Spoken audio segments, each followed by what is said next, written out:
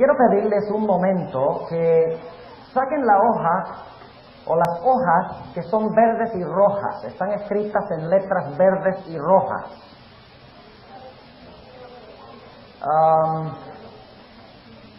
Ustedes notarán que el título de la hoja es Algunos paralelos entre Daniel 8 y 9, 11 y 12 y Apocalipsis. Al comienzo del tema esta noche vamos a analizar esto. Les voy a explicar cómo usarlo. Sin embargo, antes de hacerlo, vamos a inclinar nuestros rostros y vamos a pedir que Dios bendiga el estudio de su palabra. Amante Padre, en esta noche te damos gracias porque podemos reunirnos después de un lindo día de recreación para estudiar tu santa palabra. Pedimos, Señor, que vengas a nosotros por medio de tu Santo Espíritu y que nos enseñes lo que necesitamos indispensablemente saber. Te lo pedimos en el nombre de Jesús. Amén. Ahora ustedes deben tener la hoja en su mano. En realidad son 3 páginas. Ustedes notarán que en la columna izquierda tenemos la actividad o el evento. En la siguiente columna tenemos el versículo en Daniel 8 y 9 donde se encuentra esa actividad o evento. Luego en la siguiente columna tenemos donde se encuentra esa actividad o evento en Daniel 11 y 12. Y luego en la última columna tenemos donde se encuentra esa actividad o evento en Apocalipsis y en otras fuentes de la Biblia. Ahora, esto es muy útil. Tomé una buena cantidad de tiempo para preparar esto. ¿Por qué es útil? Por la sencilla razón de que ustedes pueden darse cuenta los paralelos tan tremendos que hay entre Daniel 8 y 9 y Daniel 11 y 12. Y pueden también analizar otras cosas que dice la Biblia sobre lo mismo. Ahora, esto les va a tomar un tiempo estudiarlo. Pero vamos a mirar un momentico, por ejemplo, la primera página. Y solo les voy a mencionar algunas cosas de la primera página como ejemplo. Ustedes notarán que Persia se encuentra en Daniel 8, 3 y 4 y versículo 20. Se encuentra en Daniel 11, 2. Y se encuentra también en Daniel 2, 39. Daniel 7:5 y Apocalipsis 13 y el versículo 2. Lo cual significa que si ustedes quieren estudiar en cuanto a Persia, tienen que buscar todos estos versículos. Ahora, específicamente, vamos a hablar del aspecto del cuerno pequeño. Vamos a saltar, no vamos a hablar en este momento de Persia, ni Grecia, ni Roma pagana. Vamos a hablar de las actividades del cuerno pequeño o del rey del norte. Ustedes notarán, unión de iglesia y Estado, es el número 4, allí no los tenemos enumerados, pero es el número 4, unión de iglesia y Estado. Se encuentra eso en Daniel 8 y 9 y también en Daniel 11 y 12, ¿sí o no? Claro que sí. ¿Qué tal el pisotear del santuario? ¿Se encuentra en los dos? Sí. ¿Qué tal quitar el continuo? ¿Se encuentra en los dos? Sí. ¿El quebrantar el príncipe del pacto está en los dos? También. ¿La abominación espantosa también se encuentra en los dos? También. ¿De que el poder será engañoso, sagaz y mentiroso está también en los dos? Sí. ¿La persecución de los santos se encuentra también en los dos pasajes? Sí. ¿El hecho de que será prosperado y le irá bien se encuentra también en los dos? Claro que sí. El hecho de que se engrandecerá también está en los dos. Ahora, el que hablará maravillas y blasfemias no se encuentra en Daniel 8, aunque está sobreentendido, porque en Daniel 8 se proclama Dios. Y luego se le llama rey en Daniel 8, y también se le llama rey en Daniel 11. Ahora entonces, yo pregunto, ¿representan Daniel 8 y 9 y Daniel 11 y 12 el mismo poder? ¿Están hablando del mismo poder? ¿Qué creen? Claro que sí, no hay duda alguna. Ahora quiero mencionar, antes de entrar a estudiar Daniel 11 y el versículo 31, Y vamos a tener que avanzar rapidito esta noche porque tenemos mucho que decir y estamos un poquito atrasados, pero tal vez aunque no podamos interpretar todas las frases y todas las palabras, ustedes ya saben más o menos cuál es la estructura. Pero en el libro de Daniel encontramos diferentes énfasis. Ustedes recuerdan que hay 4 bosquejos proféticos en Daniel, ¿verdad? El primero está en Daniel, ¿qué? Daniel 2. ¿Dónde está el segundo? Daniel 7, muy bien. ¿Dónde está el tercero? El tercero está en Daniel 8 y 9, porque el 9 es parte del 8. Las 70 semanas, que son la primera parte de los 2300 días que se menciona en el capítulo 8, están en el capítulo 9. Y luego, ¿cuál es el cuarto bosquejo? Daniel 11 y 12. Muy bien. Ahora escuchen lo que les voy a decir. Cada bosquejo enfatiza una obra diferente de Jesús. Enfatiza a Jesús de una forma distinta cada bosquejo. Se complementan, no se contradicen, pero cada bosquejo, Daniel 2, Daniel 7, Daniel 8 y 9 y Daniel 11 y 12, enfatizan alguna función especial del Señor Jesús. Si ustedes leen Daniel 2, encontrarán que el énfasis en Daniel 2 es de Cristo como el Rey de Reyes y el Señor de Señores.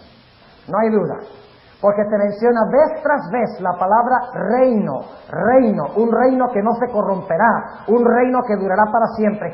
El énfasis es que Cristo vendrá sobre las nubes a la tierra y establecerá un reino que nunca será corrompido. El énfasis en Daniel 2 es que Jesús es Rey. Ahora, el énfasis en Daniel 7 es que el Señor Jesucristo es juez. Ese es el énfasis, la función de Jesús, es que Jesús es juez. Y ustedes dicen, bueno, ¿cómo sabemos eso? Por la sencilla razón de que cada vez que el Señor Jesucristo va ante su Padre para recibir el reino, se enfatiza en el contexto de que el juez se sentó, los libros se abrieron, el juicio fue dado en favor de los santos. Ustedes pueden leerlo ahí en el capítulo 7. El énfasis es, Jesús es juez. Para que Jesús pueda ser rey, Él tiene que ser ¿qué? Él tiene que ser juez. El énfasis de Daniel 8 y 9 ya no es sobre Jesús como rey ni como juez. El énfasis en Daniel 8 y 9 es de que Jesús es nuestro sumo sacerdote. Nuestro sumo sacerdote. Porque todas las palabras que se usan, se habla de pisotear el santuario, se habla de quitar el continuo, se habla de pisotear al príncipe del pacto, al príncipe de la hueste. Todo lo que sucede, se habla de la abominación asoladora. Todo lo que sucede tiene referencia con el santuario. Y ahora escuchen algo que les voy a decir, muy importante. ¿Por qué razón en Daniel 8 solamente se encuentran 2 bestias, mientras que en Daniel 7 tenemos 4? Esperaríamos que si Daniel 8 y 9 son paralelos a Daniel 7, entonces si Daniel 7 tiene 4 bestias, Daniel 8 debería tener ¿qué también? 4 bestias. Pero no hay 4 bestias. Babilonia no está, y ya les expliqué por qué. Pero hay un carnero que representa Medo-Persia, hay un macho cabrío que representa Grecia, y luego el cuerno pequeño que representa 2 fases de Roma, Roma pagana y Roma papal. ¿Por qué solamente 2 bestias? Les voy a explicar por qué. ¿Qué clase de bestias tenemos en Daniel 7? ¿Qué clase de bestias tenemos en Daniel 7? Bestias salvajes. Exactamente. Bestias salvajes. De rapiña. ¿Y qué es lo que hacen estas bestias? Se devoran una a la otra. El énfasis de Daniel 7 es que el Señor Jesucristo juzgará a las naciones. Pero el énfasis de Daniel 8 es el santuario. Ahora, ¿cuáles eran los 2 animales que se sacrificaban en el santuario? Uno en el servicio diario y el otro en el servicio anual. En el servicio diario se sacrificaba el cordero macho que se conoce como carnero. Y en el servicio anual se celebraba un qué. No se celebraba, pero se mataba a un qué. A un macho cabrío. O sea que los animales de Daniel 8 indican que Daniel 8 está en el contexto de qué. De santuario. Que ya no es el énfasis de la lucha entre naciones y que Cristo le va a quitar el poderío a las naciones en el juicio, sino que el énfasis es que el Señor Jesucristo es el gran sumo sacerdote que está purificando el santuario. Ahora, en Daniel 11 y 12, el énfasis sobre Jesús es que Jesús es el libertador. El libertador. El pueblo está en peligro. El pueblo de Dios, el remanente, está por desaparecer de la tierra. Y cuando está a punto de desaparecer, ¿qué pasa? Se levanta Miguel. ¿Y saben lo que significa levantarse Miguel? Ya lo mencionamos. Significa cerrarse el juicio investigador. O sea, fíjense qué interesante. Escuchen bien. Daniel 8 y 9 habla del comienzo del juicio investigador. Mientras que Daniel 11 y 12 habla de qué? De la conclusión del juicio investigador. Esto habla del momento cuando en 1844 empieza el juicio. Empieza la purificación del santuario. Pero Daniel 11 y 12 enfatiza el momento cuando se termina de purificar el santuario. ¿Entiende lo que estamos diciendo? Cuando se levanta Miguel. Y dice allí que habrá un tiempo de angustia después que se levante Miguel. Mas en aquel tiempo tu pueblo será libertado. Todo el que se hallare escrito en el libro. ¿Cuál es el énfasis de Miguel entonces? ¿Qué es Miguel en Daniel 12? Libertador. ¿Cuál es el énfasis en Daniel 8 y 9? Sumo sacerdote. ¿Cuál es el énfasis en Daniel 7? Juez. ¿Y cuál es el énfasis en Daniel 2? Rey. 4 funciones de Jesús. Qué interesante. Bueno, no vamos a decir más de eso. Vamos a Daniel 11 y el versículo 40. Daniel 11 y el versículo 40. Y vamos a ir ahora versículo por versículo. Y yo espero esta noche llegar por lo menos hasta el versículo 35.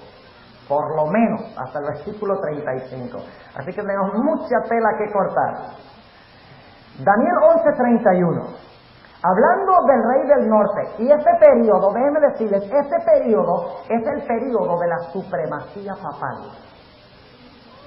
En el versículo 31 empieza a hablar de eventos que suceden después del año 538. Después que cae Roma pagana, ¿se levanta quién? Según los bosquejos que estudiamos. Roma papal.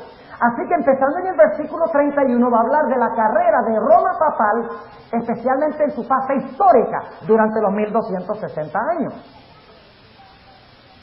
Ahora, ustedes recuerdan en Daniel 2 que se mezcló en los pies, ¿qué cosa? ¿Qué se mezcló en los pies? El hierro y el barro. ¿Qué representaba esa mezcla? ¿La unión de qué? De la iglesia con el Estado. Y lo vimos de la Biblia. Ahora, esto significa una mezcla ilegítima. Ahora escuchen cómo empieza el versículo 31. Dice, y serán puestos brazos de su parte. O sea que al papado, al rey del norte, se le brindarán brazos. Se pondrán brazos de su parte. Se pondrán brazos de parte del papado para ayudar al papado. Ahora, ¿qué es eso de brazos? Se pondrán brazos de su parte. ¿Cómo lo averiguamos? La concordancia. Ok. Están un poco débiles esta noche ustedes. Noten Ezequiel 30. Vamos a Ezequiel el capítulo 30. Ezequiel el capítulo 30. Vamos a ver qué son brazos. La idéntica palabra. Ezequiel 30 y el versículo 22 hasta el versículo 25. Ezequiel 30, 22 al 25. No se pongan a especular lo que representa brazos. Búsquenlo. A ver en otras partes de la Biblia qué significa brazos. ¿Saben lo que significa brazos? Significa poderío militar. Poderío militar. Significa tener la ayuda de ejércitos. ¿Y los ejércitos y los militares de qué son? ¿De la iglesia o del Estado? O sea que tenemos una mezcla de qué en esta primera frase. De la iglesia y el Estado. Si es que los brazos representan poderío militar. Vamos a leerlo. Ezequiel 30:22. Por tanto así ha dicho el Señor Jehová: heme aquí contra Faraón, rey de Egipto, y quebraré sus brazos, el fuerte y el fracturado, y haré que la espada se le caiga ¿de dónde? ¿Por qué se le va a caer la espada de la mano? Porque el que tiene el brazo quebrado no le sirve la mano. Y luego dice, versículo 23: y esparciré los egipcios entre las gentes, y aventarélos por las tierras, y fortificaré, escuchen esto ahora, fortificaré los brazos del rey de Babilonia. ¿Ven? O sea que va a caer el rey de Egipto, porque se le va a quebrar el brazo, y en lugar de eso Dios va a fortalecer los brazos ¿de quién? Del rey de Babilonia. El poder político de gobernar de Babilonia. Y fortificaré los brazos del rey de Babilonia y pondré mi espada en su mano. Le quita la espada a Faraón, quebrándole el brazo, y le da la espada a Nabucodonosor, a Babilonia, fortaleciendo su brazo. Entonces, ¿qué representa el brazo? El poderío político. Y luego dice, mas quebraré los brazos de Faraón, y delante de aquel gemirá con gemidos de herida ¿de qué? De muerte. Fortificaré pues los brazos del rey de Babilonia, y los brazos de Faraón caerán, y sabrán que yo soy Jehová, cuando yo pusiere mi espada en la mano del rey de Babilonia, y él la extendiere sobre la tierra de Egipto. Entonces, ¿qué representan los brazos? El poder civil, o el poder político. O sea que el rey del norte no solamente iba a tener poder religioso, sino que iba a tener ¿qué? Poder político. ¿Encontramos eso ya en Daniel 2? ¿Con la mezcla del hierro y el barro? Claro que sí. Lo encontramos en Daniel 7 con el cuernito ese religioso que se levantó entre los 10 políticos. Sí. Lo encontramos en Daniel 8, donde se extiende el cuerno horizontalmente por toda la tierra, pero de repente se mete con Dios en el cielo. Sí. Entonces lo encontramos también en Daniel 11. Sí, pero se expresa de una forma distinta. Serán puestos brazos de su parte. Ahora, sigamos, dice, serán puestos brazos de su parte y contaminarán el santuario de la fortaleza. ¿Cuál santuario? Les pregunto algo, ¿el cuerno pequeño de Daniel 8 contaminó el santuario? Vamos a leerlo. Daniel 8. Y el versículo, empezando en el versículo 11. Aún contra el príncipe de la fortaleza se engrandeció, y por él fue quitado el continuo sacrificio, y el lugar de su santuario fue echado ¿qué? Por tierra. Ahora, si el lugar, escuchen bien, si el lugar de su santuario fue echado por tierra, es porque el santuario estaba ¿dónde?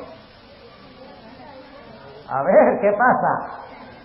Si el lugar del santuario es echado por tierra, significa que estaba ¿dónde? En el cielo. Ustedes no pueden echar por tierra lo que está en la tierra. El lugar fue echado por tierra. Y luego noten lo que dice el versículo 12. Y el ejército fue entregado a causa de la prevaricación sobre el continuo sacrificio, y echó por tierra la verdad e hizo cuanto quiso, y sucedióle prósperamente. Y oí un santo que hablaba, y otro de los santos dijo a aquel que hablaba: ¿hasta cuándo durará la visión del continuo sacrificio y la prevaricación asoladora que pone el santuario y el ejército para ser hollados? Y luego viene la respuesta: hasta 2300 días, y el santuario será ¿qué? Purificado. El cuerno pequeño de Daniel 8 hace lo mismo que el rey del norte de Daniel 11, ¿sí o no? ¿Se entrometen con el santuario? Sí. Ahora, cuando dice aquí que contaminarán el santuario de la fortaleza, ¿a cuál santuario se está refiriendo?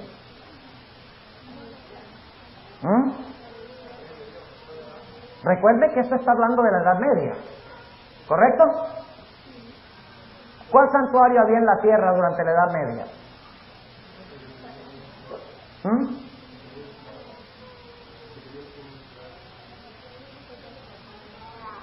Déjenme repasar algo en cuanto al santuario. ¿Ustedes recuerdan el santuario en el desierto, el tabernáculo en el desierto? ¿Lo recuerdan? Ese tabernáculo fue clausurado en los días de Salomón. Y luego Salomón, ¿qué construyó? El templo. Y luego vino Nabucodonosor, ¿y qué hizo con el templo? Lo destruyó. Después de 70 años en Babilonia, el pueblo regresó a su tierra. ¿Y qué hizo? Reconstruyó el templo. Y Herodes dedicó 46 años, según dice el Nuevo Testamento, para embellecer ese templo, y ahí fue que caminó Jesús. Pero cuando los judíos rechazaron a Cristo, vinieron los ejércitos romanos en el año 70, ¿y qué hicieron? Destruyeron, no quedó ni piedra sobre piedra. O sea que ¿cuándo fue destruido el santuario en la tierra? El último santuario que existió en la tierra, en el año 70. Pero aquí está hablando de un poder que existe empezando en el 538. ¿Dónde tiene que estar el santuario? En el cielo. Porque en la tierra no había uno. ¿Cuánto entienden lo que estamos diciendo? Tiene que estar en la tierra. Perdón, en el cielo. Tiene que estar en el cielo, no en la tierra. Tiene que estar en el cielo. ¿En qué sentido contaminaron el santuario de la fortaleza? ¿En qué sentido el cuerno pequeño contaminó el santuario? Bueno, no sé cuánto tiempo debemos dedicar a esto, pero vamos a leer un par de textos. En el Antiguo Testamento había dos formas de contaminar el santuario. Una forma era contaminar el santuario legalmente. La otra forma era contaminar el santuario ilegalmente. La contaminación del santuario legalmente era cuando una persona venía con un cordero, le colocaba las manos encima y confesaba su pecado, el pecador mataba al cordero, el sacerdote tomaba la sangre que llevaba ahora el pecado, la culpa del pecado, y llevaba esa sangre y la rociaba en el lugar santo, depositándola en el santuario. De esa forma el santuario era contaminado. Y el pecador se podía ir a su casa diciendo aleluya, estoy libre, porque ya el pecado no estaba sobre él, sino estaba ¿dónde? En el santuario. Y eso es lo que pasa con nosotros, cuando confesamos nuestros pecados, Jesús lo que hace es meterlos arriba en el santuario. Pero algún día, ¿ustedes creen que ese santuario se va a quedar sucio para siempre? ¿Dios va a tener un santuario sucio para siempre? ¡Oh, no! Eso es lo que hace en el día de expiación. Eso es lo que hace cuando terminan los 2300 días. Empieza a sacar los pecados que fueron metidos. Y finalmente, cuando haya examinado todos los casos, el Señor Jesucristo toma esos pecados que fueron cometidos legalmente y que fueron metidos en el santuario legalmente por medio de la sangre. Él toma todos esos pecados y los coloca sobre el originador, el instigador y el responsable, sobre Azazel. Pero solamente los que han sido metidos como legalmente. ¿Y los que entraron ilegalmente? Déjenme preguntarles, ¿ustedes creen que los pecados que cometen los impíos también son registrados en el santuario? Claro que sí. No solo los pecados de los penitentes son registrados, sino los pecados de los impenitentes también. Pero ¿cómo entraron los pecados de los impenitentes al santuario? La única forma legal de entrar los pecados es a través de ¿qué? A través de la sangre. Porque sin derramamiento de sangre no hay remisión de pecados. Pero los que cometen pecado abierto contra Dios, y vamos a leer algunos versículos ahora, como idolatría, como ofrecer sus hijos a Moloch, como pisotear el sábado del Señor. Oh, su pecado entra al santuario, sí, y contamina el santuario. Pero fíjense lo que pasa. En vez de recibir Azazel, los pecados de esas personas, como ellos no los metieron al santuario a través de la sangre, ellos sufrirán la pena, ellos mismos. ¿Cuántos entienden lo que estamos diciendo? Ok. Y ese es todo un tema, mire. Ahí está 2 cassettes en la serie sobre el santuario, que ya no hay, así que no es una propaganda. Hay 2 cassettes sobre cómo Dios se encargaba del problema del pecado y cómo soluciona finalmente el problema del pecado. La mayoría de las iglesias solamente tienen una perspectiva limitada de cómo se resuelve el problema del pecado. Dicen, oh sí, yo confesé mi pecado, Cristo lo tomó, aleluya. El pecado cuesta más que eso. Porque cuando Dios me quita mi pecado, yo sí puedo decir aleluya. Cuando yo lo confieso y me limpia, yo puedo irme contento a la casa saltando, aleluya. Pero el problema ahora lo tiene Dios, porque tiene un santuario contaminado. Por eso Dios tiene que ¿qué? Purificarlo. Tiene que sacar esos pecados de ahí. Y esto es una doctrina bíblica. No se den ustedes convencer, eso lo inventó la viejita esa. la de los libros rojos. Ni se coman el cuento. Porque es una doctrina bíblica la purificación del santuario. Si no, tendríamos que cortar Daniel 8:14 de nuestra Biblia. Hasta 2310 santuarios será purificado. Ahora yo quiero preguntarles, ¿qué clase de contaminación creen ustedes que está hablando aquí Daniel 11? Cuando dice contaminarán el santuario. ¿Legal? ¿Está hablando de quién? Del papado. O sea que la contaminación del santuario es contaminación ¿qué? Ilegal. Ahora vamos a notar qué era lo que contaminaba el santuario. Ilegalmente. Ahora no vamos a hablar de legal porque no está hablando de contaminación legal. Noten lo que dice en el libro de Ezequiel. ¿Saben ustedes que Ezequiel era contemporáneo de Daniel? ¿Sabían eso? Lo más probable es que Daniel y Ezequiel se conocían. Daniel fue llevado cautivo a Babilonia en el año 605, en el primer cautiverio de Jerusalén. Ezequiel fue llevado en el año 597, en el segundo cautiverio de Jerusalén. Y luego Jerusalén fue destruida finalmente en el año 586. Pero Daniel y Ezequiel estuvieron en Babilonia al mismo tiempo. ¿Creen ustedes entonces que Ezequiel podría tener algo que decirnos en cuanto a este asunto? De lo que significa contaminar el santuario. ¿Si eran contemporáneos? Yo creo que sí. Vamos al libro de Ezequiel. Y el capítulo 23. Y ustedes entienden mi frustración en tratar de cubrir todo esto. Ahora, es imposible, es inagotable lo que tenemos que estudiar de Daniel 11. Por eso tienen que darme más tiempo. Ok, note lo que dice aquí en el libro de Ezequiel, capítulo 23.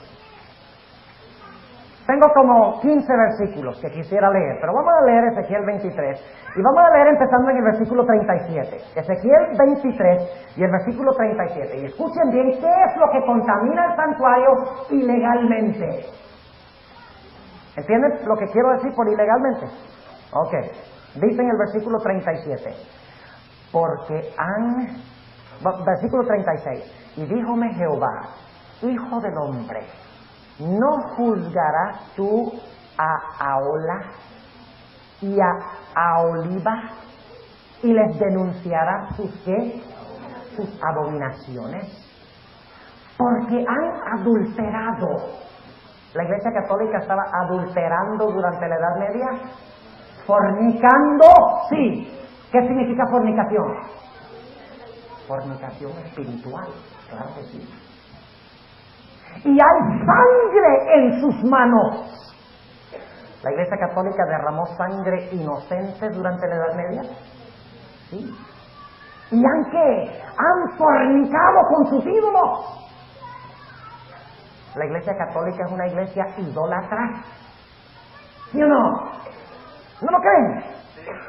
¿Cuántos aquí han sido católicos antes de ser adventistas?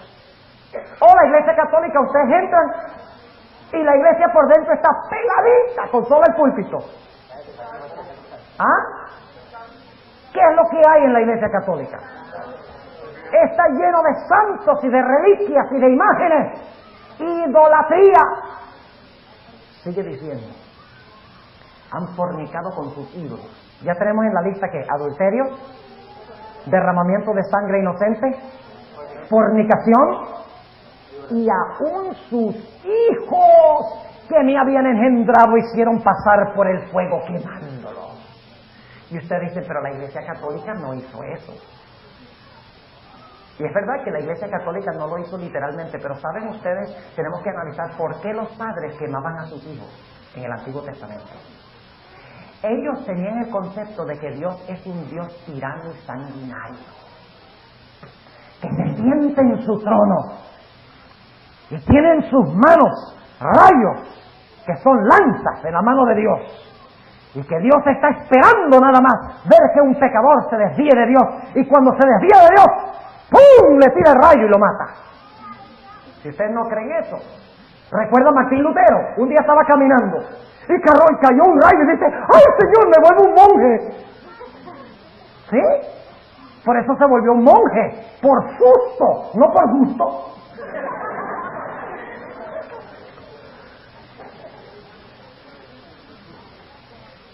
Ese era el concepto que tenían que tener. Y entonces las naciones paganas decían, Israel inclusive se contaminó, decía, para que podamos para que Dios no esté tan enojado y furioso con nosotros, para que se pueda apaciguar su ira. Vamos a quemar a nuestros hijos, vamos a ofrecérselos en sacrificio, para que su ira se pueda mitigar y calmar. Hay una doctrina que se originó en la Iglesia Católica que se conoce como la doctrina del infierno. ¿Qué concepto tienen de Dios? Un Dios sanguinario, tirano, que se siente en su trono listo para derramar su ira, y que por lo tanto hay que hacer penitencias, porque si no, Dios se va a quemar por los siglos de los siglos. Hay que hacer penitencias, hay que hacer peregrinajes, hay que pagar dinero. Ahora entienden lo que significa ofrecer los hijos. El problema es el concepto falso de Dios. ¿Qué concepto tienen ustedes de Dios? Saben que en la iglesia adventista hay dos extremos ahora. Un extremo dice: hola papito, demasiado frescos con Dios. Y hay otros que dicen: hola papá.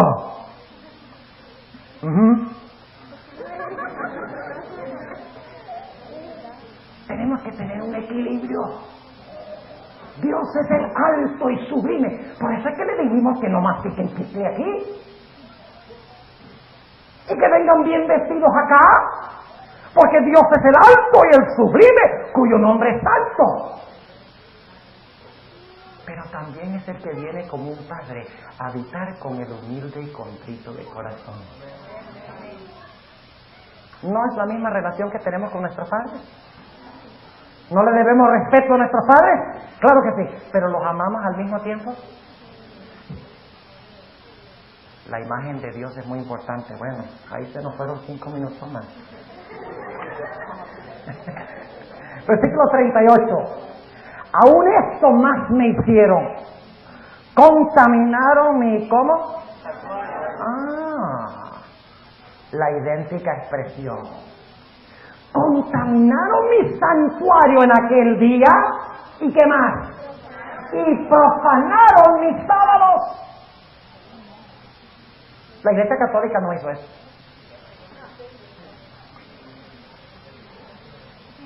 Pensará cambiar los tiempos y la ley. ¿Es esa parte de la contaminación del santuario, sí o no? Lo acabamos de leer. Sigamos leyendo. Versículo 39. ¿Qué principio estamos usando aquí? ¿La Biblia se explica? ¡Hola! Ok, muy bien. Versículo 39. Pues habiendo sacrificado sus hijos a sus ídolos, entrábanse, escuchen esto, entrábanse en mi santuario el mismo día para contaminarlos. ¿Qué clase de contaminación? ¿Legal o ilegal? Ilegal. Los pecados no entraron a través de la sangre, pero Dios los registra igual. Y he aquí, así hicieron en medio de mi casa, y cuanto más que enviaron por hombre. Ahora escuchen, no pierdan esto, que el pecado de los pecados es mezclarse con las naciones circundantes, en vez de tener a Dios como su único marido. Dice, y cuanto más que enviaron por hombres que vienen de lejos, a los cuales había sido enviado mensajero. Y aquí vinieron. ¿Quiénes eran estos hombres? Los gobernantes de otras naciones. Y por amor de ellos, de estos dirigentes de otras naciones, dice, te lavaste y alcoholaste tus ojos. Alcoholaste significa pintar. ¿Sí? ¿Quiénes son los que se pintan? ¿Los hijos de Dios? ¿Las hijas de Dios son las que se pintan? Lean su Biblia. ¿Saben la primera vez que habla de que alguien se pintó en la Biblia? Jezabel. ¿Y saben por qué ella se pintó? Ay, no sé si... Bueno, vamos a decirlo de todas maneras. ¿Saben por qué se pintó? Ustedes recuerdan que Acab había muerto en la viña de Nabot. Y ahora Jehú iba a visitar a Jezreel, donde se encontraba Jezabel. Y Jezabel había quedado viuda. Ya dice, no, yo no me quedo viuda. Yo usé a Acab, el rey, y ahora voy a impresionar a Jehú y seguir usando el gobierno para lograr mis propósitos y destruir a los hijos de Dios y perpetuar mi religión. Yo no veré llanto ni tampoco viudez, dice Jezabel. Y por lo tanto, cuando ella oyó de que venía Jehú, ella dice, me voy a poner bien bonita para impresionar al rey. Y entonces dice la Biblia que se pintó los ojos con antimonio, que hoy en día se llama ¿cómo? Eyeshadow. Se llama eyeshadow hoy. Yo no sabía eso, aprendí algo nuevo esta noche. Eyeshadow. Y dice que se engalanó y se arregló bien bonita y se asomó a la ventana. Y aquí viene Jehú. Y entonces Jezabel dice, ¿le ha ido bien a Jehú, quien mató a mi señor? Fíjense, ¿le ha ido bien al que mató a mi marido? Oiga, qué grotesco. Y entonces Jehú dice, a ver, allá en la ventana, ¿quién está conmigo? Y Jezabel enseguida piensa y dice, yo estoy con él. Y dice Jehú, échenle abajo. Y la echaron. Y la echaron abajo. Y dice la Biblia que los caballos le pasaron encima y la sangre salpicó los caballos. ¿Dónde encontramos eso en otra parte de la Biblia? Cuando cae Babilonia. Cuando Babilonia se quiere unir con los reyes de la tierra. Vaya coincidencia interesante. No es coincidencia, es providencia. Porque en la Biblia no hay coincidencias. Bueno, sigamos aquí. Versículo 40. Y cuanto más que enviaron por hombres que vienen de lejos, a los cuales había sido enviado mensajero, he aquí vinieron, y por amor de ellos te lavaste, y alcoholaste tus ojos, y te ataviaste ¿con qué? ¿Quiénes son las que usan joyas? Perdón, que no los oigo. ¿Quiénes son las que usan joyas? ¿Qué pasa? Se esquiaron mucho esta tarde ustedes. Están cansados. ¿Y cómo se llama la ramera? Babilonia. Entonces, ¿hay algunos babilonios en la iglesia? ¿Cómo les parece? ¿Sí hay o no hay? ¿Que se visten como Babilonia? ¿Hay o no hay? ¿Sí? Qué interesante, ¿no? La iglesia no es Babilonia, pero en la iglesia hay Babilonia. Una multitud mixta. Ahora escuchen. Versículo 41. Y te sentaste sobre tu suntuoso estrado, y fue adornada mesa delante de él, y sobre ella pusiste mi perfume y mi óleo. ¿Qué más? Perfume y óleo. Y oyóse en ella voz de compañía en holganza. Y con los varones fueron traídos de la gente común los sabeos del desierto, y pusieron manillas sobre sus manos y coronas de gloria sobre sus cabezas. Y dije a la envejecida en adulterio. ¿Cuál es el problema con el pueblo de Dios? ¿Está qué? ¿Adulterando con quiénes? Con los reyes. Sus prostituciones cumplirán ellos ahora, y ella con ellos. Porque han venido a ella como quien viene a mujer ramera. ¿Cómo se le llama Babilonia en Apocalipsis 17? La grande ramera. ¿Hay alguna conexión entre esto y Apocalipsis? Claro, sí. Y noten la descripción, porque han venido a ella como quien viene a mujer ramera. Así vinieron a Ahola y a Oliva, mujeres que depravadas. Por tanto, hombres justos las juzgarán por la ley de las adúlteras y por la ley de las que derraman sangre, porque son adúlteras y sangre hay en sus manos. Y luego el versículo 47 habla de la destrucción de la ramera.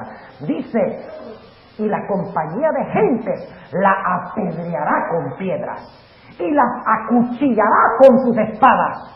¿Recuerdan anoche? La espada de cada cual será contra su compañero. Las espadas que eran para destruir el pueblo de Dios destruirán ¿a quién? A la ramera Babilonia. Dice, matarán a sus hijos y a sus hijas, y sus casas consumirán ¿con qué? Con fuego. Y Apocalipsis 18 dice que Babilonia será quemada ¿con qué? Con fuego. Ahora entonces, ¿qué es contaminar el santuario? Idolatría. ¿Qué más? Derramar sangre inocente. ¿Qué más? Fornicación con los reyes de la tierra. ¿Qué más? Adulterar la doctrina. Muy bien. ¿Qué más? Pisotear el santo sábado. Todo eso es contaminar. ¿Recuerdan? ¿Lo leímos o no? ¿Que es contaminar el santuario, sí o no? Claro que sí. Ahora entienden cómo se aplica eso al cuerno pequeño. ¿Es culpable el cuerno pequeño en todo lo que estudiamos en este momento? Claro que sí. Lo hizo durante la Edad Media y lo hará de nuevo. Ahora, vamos otra vez a Daniel 11. Y ya el tiempo se nos fue. Y nada más vamos por la mitad del versículo 31. ¿Y quitarán qué cosa? El continuo sacrificio. La palabra sacrificio no está. ¿Recuerdan lo que les dije esta mañana? Saquen la hoja anaranjada.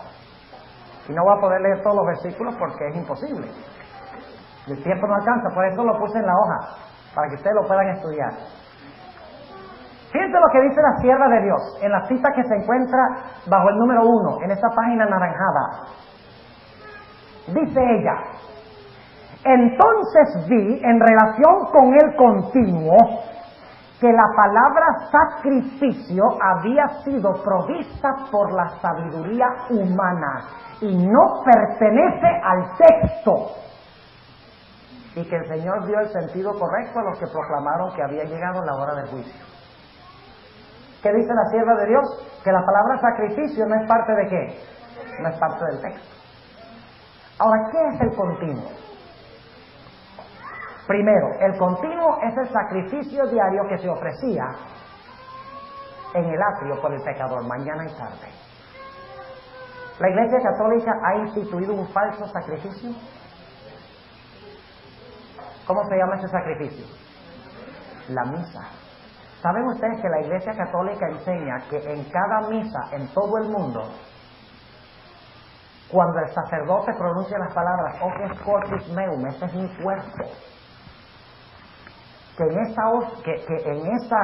ese pan o en esa hostia se encuentra Cristo completo? O sea que si se celebran 10,000 misas, están sacrificando a 10,000 Cristos. Porque en la hostia se encuentra Cristo completo y total. Y no solo eso, no solo la hostia que tiene el sacerdote, sino que cada hostia que le dan a los feligreses también tiene al Cristo completo. O sea que pueden multiplicar miles y poner millones de personas que comulgan. Un falso sacrificio. En vez de mirar al sacrificio en la cruz, ¿qué mira el católico? El falso sacrificio de la misa. ¿Entienden? O sea que el papado quitó ¿qué cosa?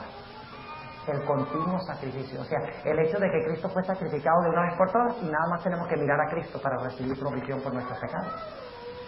Pero, noten, también dice la Biblia que la palabra tamid, continuo, se refiere también a los panes de la proposición que se encontraban en el lugar santo. ¿Qué representa el pan en la Biblia? Cristo y ¿qué cosa? La palabra de Dios. Fíjense lo interesante. Cristo está personalmente en el cielo, pero en la tierra está escrito en un libro.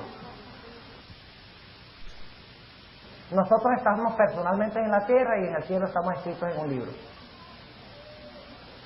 O sea que yo estoy espiritualmente donde no estoy personalmente. Ahora fíjense, el pan representa la palabra de Dios. ¿Qué puso la Iglesia Católica en lugar de la palabra de Dios? ¿En qué se basa? ¿Dónde está la doctrina del purgatorio en la Biblia? Deme un versículo nomás. ¿Dónde se encuentra la doctrina de que María ascendió al cielo corporalmente? ¿Dónde Está en la Biblia que María es mediadora de los pecadores, o la auxiliadora. Ave María, Madre de Dios, ruega por nosotros pecadores, ahora en la hora de nuestra muerte. Amén. ¿Dónde dice que María debe rogar por los pecadores? La Biblia dice que Cristo ruega por los pecadores. ¿Dónde dice la Biblia que los pastores deben ser célibes? Gracias a Dios, en ninguna parte, ¿no? ¿Ah? ¿Dónde enseña la Biblia estas cosas? A ver, en ninguna parte. Entonces la Iglesia Católica se basa sobre ¿qué? Quitó el pan continuo. La Biblia. También la palabra continuo se usa para el candelabro. ¿Qué es el candelabro? ¿Qué daba el candelabro? Luz. ¿Y cómo se llama la Edad Media? Las edades oscuras. Porque la iglesia no está dando ¿qué? Luz. ¿Saben por qué? Cuando Cristo, escúchenme, cuando Cristo se fue al cielo, Él les dijo, yo les mando otro consolador. ¿Y quién es ese consolador? Cristo. Pero entonces el Papa dice, no, ese no es Cristo, Cristo soy yo. El Papa dice eso. ¿Él acaso no dice que es Vicarius Filii Dei? Que es Cristo en la tierra. Eso lo enseña la Iglesia Católica. Les voy a leer citas mañana. Citas tremendas de fuentes católicas que dicen eso. Él dice, el Papa dice que Él es Cristo en la tierra. Entonces el pobre Espíritu Santo se quedó sin trabajo. O sea que el Papa usurpa el lugar del Espíritu Santo en la tierra. Y por eso durante la Edad Media había poco Espíritu Santo. Porque en vez de la iglesia depender del Espíritu Santo, que es representado por el candelabro, dependía de un hombre en el planeta Tierra. ¿Me estoy haciendo claro? También se le llama al altar de oro o al altar de incienso el altar continuo. Ven que la palabra continuo es mucho más abarcante que solo el sacrificio. ¿Quién intercedía en el altar en el Antiguo Testamento? El sacerdote. ¿Quién es nuestro único intercesor? Tenemos un intercesor entre Dios y los hombres, Jesucristo hombre. 1 Timoteo 2:5. ¿Cuántos intercesores? Uno. ¿Recuerda la escalera de Jacob? ¿Cuántas partes tiene una escalera? ¿Cuántas partes tiene una escalera? ¿Cuántas partes claves tiene una escalera? ¿2 o 3? 2. La parte de arriba y la parte de abajo, porque si algunos dicen no, 3. La parte de arriba, la de abajo y la del medio. Es que si ustedes no tienen la de arriba y la de abajo, no van a tener la del medio. ¿Verdad? O sea que una escalera tiene que estar plantada en la tierra y tiene que alcanzar hasta el lugar donde usted quiere llegar. Y la escalera representa ¿a quién? A Jesús. ¿Por qué Jesús puede representarnos ante el Padre? Porque Él es hombre con los hombres y es Dios con Dios. Por eso los sacerdotes humanos no alcanzan. Porque es que los pobres no tienen sino la parte de abajo. Ellos no son dioses, son solo hombres. Por lo tanto no nos pueden llevar a Dios porque no son Dios. Ni tampoco nos pueden traer a Dios a nosotros porque ellos no son Dios, son meros hombres. ¿Entienden lo que estamos diciendo? Sin embargo, la Iglesia Católica dice que usted tiene que confesarle sus pecados ¿a quién? Al sacerdote. Y tiene que pedir la ayuda ¿de quién? De María y de los santos. Ahora fíjense lo interesante. En el velo, entre el lugar santo y el lugar santísimo, había ángeles en el velo, bordados, subiendo y bajando por el velo. ¿Qué significa eso? Significa que cuando la gente cuando el sacerdote mezclaba el incienso y lo ponía sobre el altar, el humo subía por el velo, así, y pasaba al lugar santísimo, a la presencia de Dios. Significaba de que los ángeles llevan nuestras peticiones a Dios y traen la respuesta de Dios de regreso a nosotros. Por eso dice que por la escalera subían y bajaban ángeles. ¿Entienden? Pero yo les digo una cosa, y es eso. Si en realidad es María y los santos y los sacerdotes los que hacen ese trabajo, los pobres ángeles se quedaron sin trabajo. ¿Sí o no? Así que la Iglesia Católica dejó al Espíritu Santo sin trabajo y dejó también a los ángeles sin trabajo. Porque puso un falso sacrificio, un falso sacerdocio, ¿dónde? En la tierra. Echó por tierra, ¿qué cosa? El santuario y el continuo. ¿Cuántos entienden lo que estamos diciendo? ¿Vamos bien? ¿Terminamos aquí? ¿O vamos 5 minutos más? Yo creo que quiere ir a jugar. Vamos 5 minutos más. Ahora, podemos terminar la lista, pero el principio es el mismo. El sacerdote también se llamaba el sacerdote continuo. ¿Quién es el que continuamente intercede por nosotros? Lean Hebreos 7:26, dice que Él continuamente intercede por nosotros. Jesús. La ofrenda de harina se conocía como la ofrenda tamid, el pectoral del sacerdote, donde estaban las 12 piedras, que significa que Israel está muy cerca del corazón de Dios. ¿E Israel? ¿Qué es Israel hoy? La iglesia. ¿A dónde nos tiene Cristo entonces? ¿A dónde los tiene ustedes, jóvenes? Muy cerca de su corazón. Exactamente. Pectoral continuo. Ahora, ¿entienden lo que es el continuo?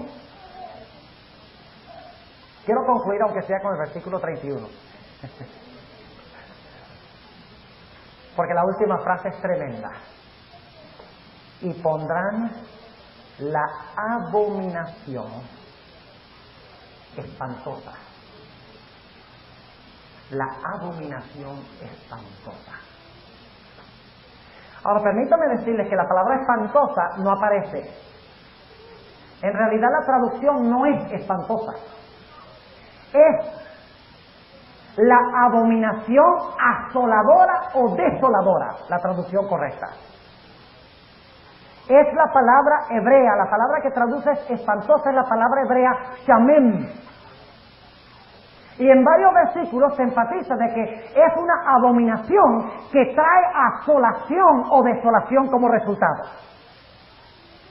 O sea que son unos pecados tan terribles que el resultado es que trae asolación o desolación. Vamos a leer algunos versículos. En el mismo libro de Daniel.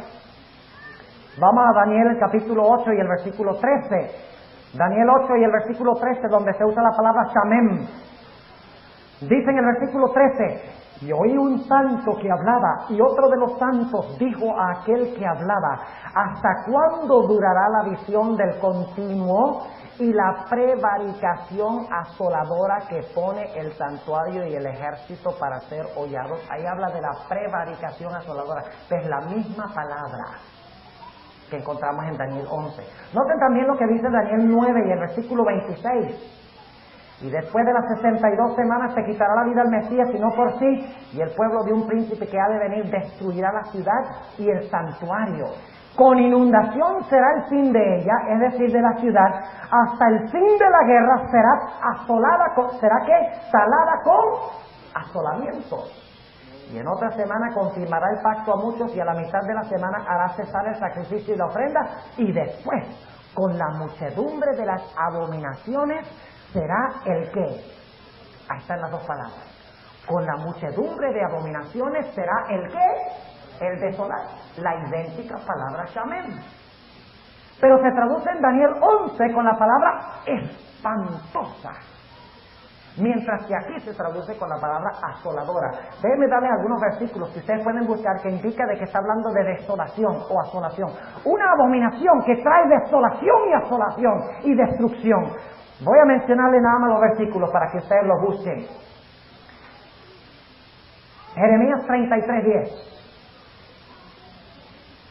Y Daniel 9. Sí, vamos a leer un momentico de Daniel 9, para que ustedes vean la misma palabra. Daniel 9 y el versículo 17. Daniel 9 y el versículo 17 dice: ahora pues, y aquí está orando Daniel, ahora pues Dios nuestro, oye la oración de tu siervo y sus ruegos, y haz que tu rostro resplandezca sobre tu santuario que asolado. Ahí no se podría traducir sobre tu santuario espantoso. Es la misma palabra, shamem. ¿Qué significa? Asolado. Porque el santuario había sido ¿qué? Destruido. Y noten lo que dice también el versículo, ya leímos el versículo 27. Noten el versículo 18. Inclina, oh Dios mío, tu oído y oye, abre tus ojos y mira nuestros ¿qué? Nuestros asolamientos y la ciudad sobre la cual es llamado tu nombre, porque no derramamos nuestros ruegos ante tu acatamiento, confiados en nuestra justicia, sino en tus muchas miseraciones. O sea que esa expresión, abominación espantosa, significa la abominación que trae como resultado desolación. Ahora, ¿qué quiere decir esta palabra abominación? Nada más le voy a mencionar cómo define la Biblia la palabra abominación. ¿Ok? Número 1. Adorar ídolos es abominación a Jehová. Deuteronomio 7, 25 y 26. ¿Qué es abominación a Jehová? Adorar ídolos. ¿La Iglesia Católica es culpable de eso? Bien, culpable en el punto número 1. Número 2. Abominación significa tratar de consultar a los muertos. Deuteronomio 18, 9 al 12. ¿La Iglesia Católica procura hablar con los muertos? ¿Sí o no? ¿Acaso no le ora a los santos? ¿Quiénes son los santos? ¿Acaso no son los que murieron? Claro que sí. La Iglesia Católica cree en el espiritismo. Cuando el Papa Juan Pablo II visitó a Brasil, ustedes saben que en Brasil practican mucho el vudú, ¿verdad? Buduismo. El Papa dijo, bueno, yo no voy a condenar el vudú, sencillamente tenga mucho cuidado de no irse a los extremos. Así les digo. La Iglesia Católica está llena de espiritismo, velas para los muertos, limosnas para los muertos, misas para los muertos. No consultará el pueblo a su Dios, dice en este pasaje. Espiritismo. Un concepto erróneo del estado de los muertos es abominación a Jehová. ¿Es culpable la Iglesia Católica en el segundo punto? Claro que sí. Tercero, rehusar escuchar la ley de Dios. Proverbios 28:9. El que aparta su oído de escuchar la ley, aún su oración es abominación. Enseña la Iglesia Católica que debemos guardar la ley toda, completa. ¿Cuál mandamiento pasa por alto? El segundo. El cuarto. ¿Y qué hace con el segundo? Lo saca. Y el 10º lo divide en 2. Y el que quebranta uno, ¿lo quebranta cuánto? ¿Importa que la persona quiebre 10? ¿O es suficiente quebrar uno? Uno solo. Léenlo en Santiago 2 y el versículo 9 y 10. Con uno basta. Con uno se van a condenar. ¿La Iglesia Católica es culpable en este punto? Ajá. Número 4. Practicar el sexo fuera del matrimonio. Fornicación. Adulterio. ¿Qué es fornicación y adulterio espiritual? A ver, ¿qué es fornicación espiritual? ¿Con quién debe estar casada la iglesia? ¿Y solo con quién? ¿Pero qué hace la Iglesia Católica? Se casa con todos los reyes de la tierra. Y le dice a los reyes, mira, tú tienes que convertir a la gente porque Cristo no puede. Eso es básicamente lo que está diciendo. Como nosotros no podemos cumplir nuestra misión, ayúdanos. Le dicen a los reyes de la tierra. ¿Es culpable la Iglesia Católica en el cuarto punto? Eso es de Ezequiel 33:26. Lucas 16:15 dice que abominación es enseñar que podemos salvarnos por nuestras buenas obras. La Iglesia Católica no enseña eso. Vigilias, peregrinajes, misas. ¿Recuerdan Colombia? Allá suben el cerro Monserrate de rodillas. ¿Hay alguien aquí que es de Bogotá?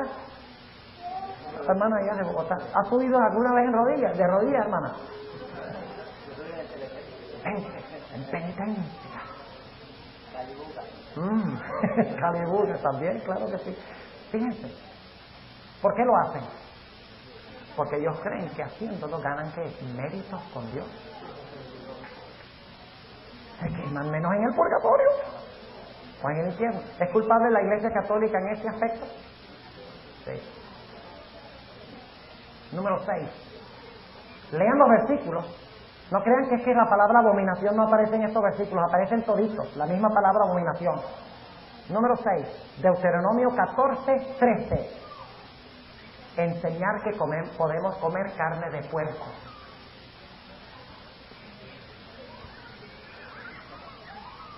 ¿Cuántos de ustedes conocen a un católico que dice, no, yo no como carne de puerco porque la Biblia lo prohíbe? ¿Ah? Es abominación comer carne de puerco. Y una iglesia que enseña que se puede comer carne de puerco es abominación a Jehová. Porque la iglesia debe cuidar la verdad de Dios. ¿Es culpable la Iglesia Católica y las protestantes en eso también? Claro que sí. Escuchen bien ahora. Aquí viene el clave de todo. Ezequiel 8:15 al 17.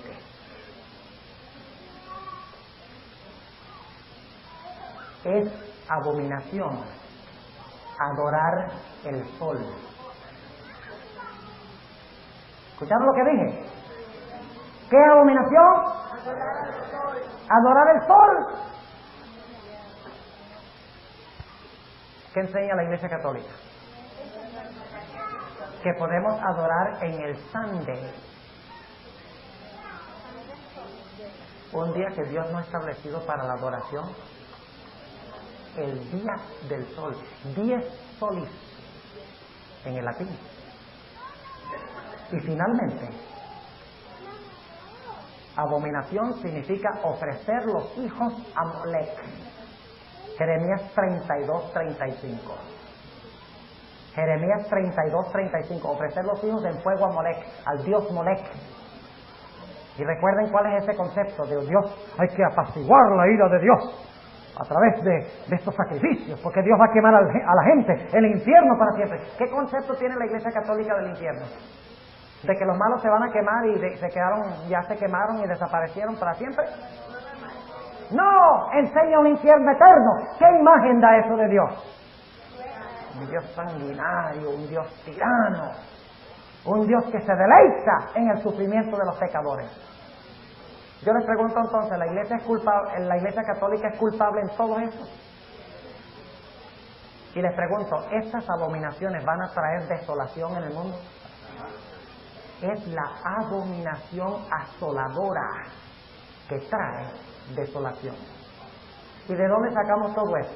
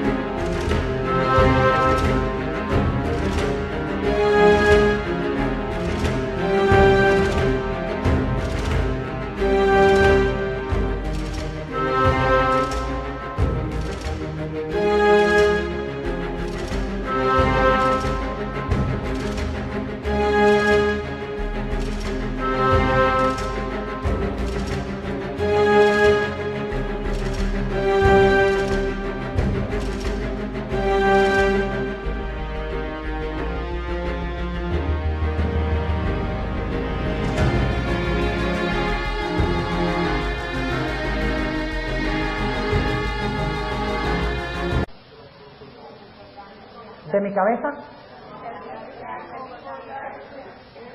jóvenes y hermanos, yo espero que cuando concluya esta semana, y ya no vamos a decir más, vamos a quedarnos, el versículo 31 es el más largo que vamos a estudiar, así que no se asusten, mañana vamos a cubrir bastante material, pero hay 4 frases aquí que hay que entender para saber que la Iglesia Católica hizo precisamente esto, el cuerno pequeño hizo esto durante la Edad Media.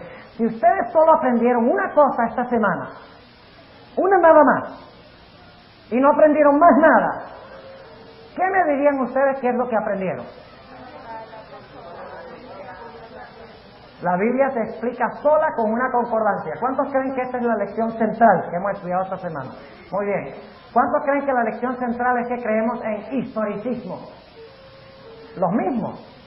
¿Cómo podemos tener dos lecciones centrales? Bueno, las dos son centrales. Una lleva a la otra. ¿Entendieron el versículo 31? ¿Cuántos entendieron el versículo 31? Ahora escuchen bien, mañana en la mañana, si ustedes no vienen mañana en la mañana, se van a arrepentir. Porque mañana en la mañana voy a tomar los primeros 10 minutos de la sesión para hablarles un poco más de lo que significa la abominación desoladora.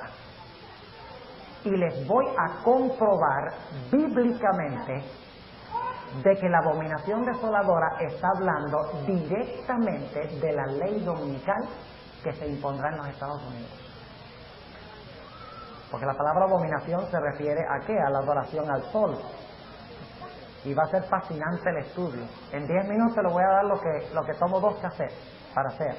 Pero les voy a dar la idea, les voy a mostrar que la más grande abominación de todas las abominaciones es imponer la observancia del día del sol.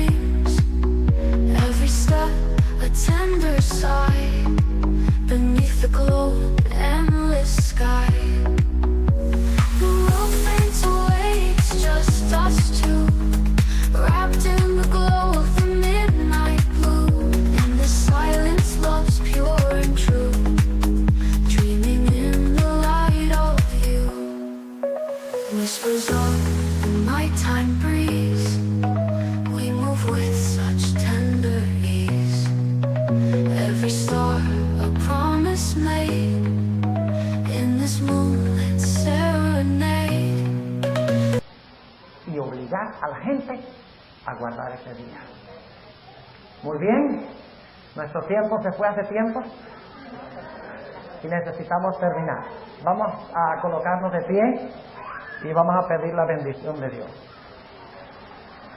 Amante Padre Celestial, en esta noche te damos gracias que nos has mostrado tan claramente cuál es el poder que se ha opuesto a tu voluntad durante la Edad Media. Sabemos, Señor, que la razón por la cual tú haces esto es porque tú queremos que escapemos de esos poderes. Te damos gracias por tu palabra, que es una lámpara a nuestros pies y una lumbrera a nuestro camino en este mundo lleno de tinieblas. Te pido, Señor, que bendigas a esta preciosa juventud que tú amas y que yo amo. Te ruego, Señor, que tú les ayudes a ver la belleza de tu santo libro, que los ayudes a estudiar, a no perder el tiempo, que los ayudes a seguir tu voluntad como se revela en tu palabra, aunque se desplomen los cielos. Gracias, Señor, por escuchar nuestra oración y por habernos acompañado. En el nombre de Jesús. Amén.